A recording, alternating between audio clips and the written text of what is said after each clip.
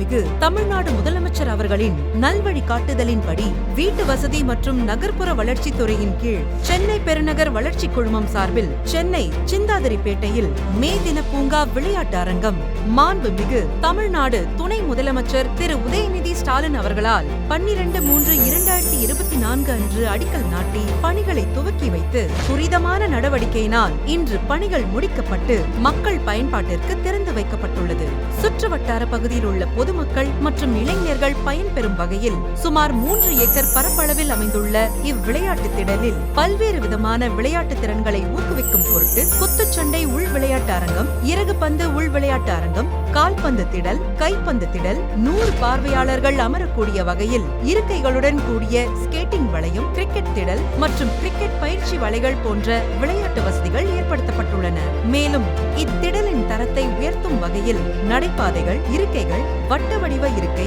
உள்ளூர் மரங்களுடன் கூடிய இயற்கை வனப்பு உள்ளிட்டவை இடம்பெற்றுள்ளன. இவ்விளையாட்டு திடலை பயன்படுத்தும் மக்களுக்காக 2 சக்கரம் மற்றும் 4 சக்கர வாகனங்கள் நிறுத்துமிடம், உடை மாற்றும் அறையுடன் கூடிய நவீன ஒப்பனை அறைகள், சுத்திகரிக்கப்பட்ட குடிநீர் வசதி, கண்காணிப்பு கேமராக்கள், நிர்வாக அலுவலகம், அலுவலக அறை, முதலுதவி அறை ஆகியவை அமைக்கப்பட்டுள்ளது. சென்னை பெருநகர் வளர்ச்சி குழுமம் சார்பில் மே தின பூங்கா விளையாட்டு அரங்கங்களை இன்று மக்கள் பயன்பாட்டிற்காக அர்ப்பணித்து நகரத்தின் நவீனமயத்தையும் மக்களின் வாழ்வாதார மேம்பாட்டையும் ஒரே நேரத்தில் முன்னெடுத்து வரும் மாண்புமிகு தமிழ்நாடு துணை முதலமைச்சர் அவர்களுக்கு